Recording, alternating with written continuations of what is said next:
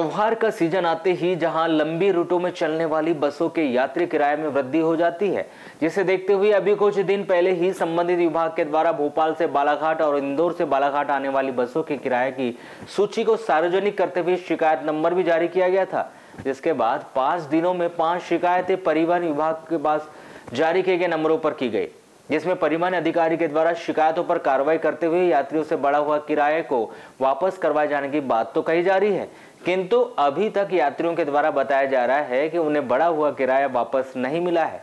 और वहां अभी भी पैसे वापस आने का इंतजार कर रहे हैं। आपको बता दें कि अधिकतर देखा जाता है कि त्योहार के समय अचानक से बसों के किराए में वृद्धि हो जाती है और लंबे रूटों की यात्रा करने वाले यात्रियों को त्योहार के समय अधिक किराया देकर अपने गंतव्य तक पहुंचना पड़ता है।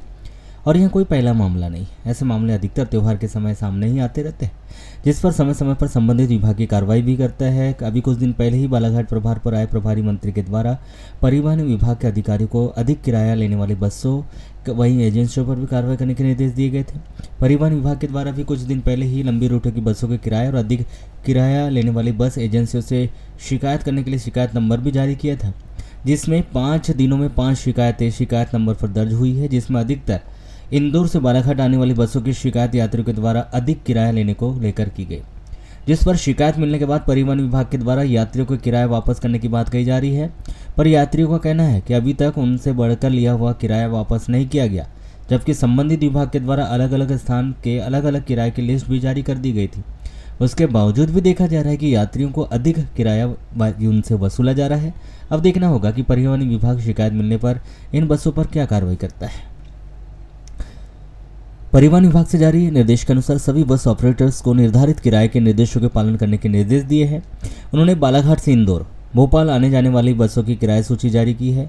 बालाघाट से इंदौर एसी एयर कंडीशनर बस में 1583, वहीं नॉन एसी में 1267 रुपये किराया निर्धारित है। इसके अलावा भोपाल की एसी बस के लिए 1120, वहीं नॉन एसी के लिए 896 रुपये है। उन्होंने बताया कि रात्रि बस सेवा के लिए सामान्य प्रक्रम वाहनों के किराए से 10% अधिक किराया वहन करने के निर्देश है। इसी तरह डीलक्स बसों को 25%, स्लीपर के लिए 40%, डीलक्स बस एसी के लिए 50%, सुपर लग्जरी कोच के लिए 75% अधिक किराया निर्धारित है, जबकि सामान्य प्रक्रम वाले वाहनों की यात्रा के लिए प्रति किलोमीटर 1.25 रुपये प्रति यात्री व न्यूनतम किराया 7 रुपये निर्धारित किया गया है। परिवहन विभाग के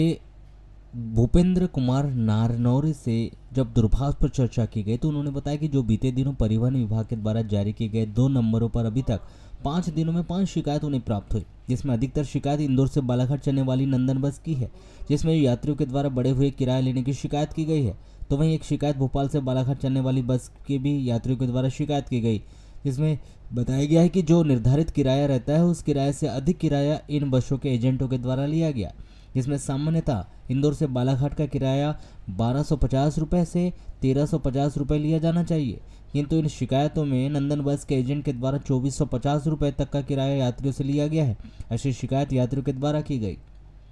वही जब हमारे द्वारा इस पूरे विषय को लेकर परिवहन अधिकारी अनिमेश गढ़पाल से दूरभाष पर चर्चा की गई तो उनके द्वारा बताया गया कि उन्होंने अधिक किराया लेने को लेकर बीते कुछ दिनों पहले ही किराया की सूची सार्वजनिक कर दी थी और शिकायत नंबर भी परिवहन विभाग के द्वारा जारी किया गया, जिसमें अभी तक 4 से 5 शिकायत उन्हें प्राप्त हुई, जिनका पैसा ऑनलाइन के माध्यम से संबंधित बस एजेंसी को वापस करने के लिए बोल दिया गया है। जहां परिवहन विभाग के द्वारा जारी किए गए शिकायत नंबर पर यात्रियों के द्वारा बारी बारी से शिकायत की जा रही। बताया भी जा रहा है कि इंदौर से बालाघाट आने वाली बसों के यात्रियों के द्वारा 2450 रुपये तक का किराया उनसे लिया गया है, जिसकी उन्होंने शिकायत भी कर दी, पर अभी तक उन्हें पैसा वापस नहीं किया गया है। वहीं परिवहन विभाग मीडिया को पैसे वापस होने की बात कह रहा है।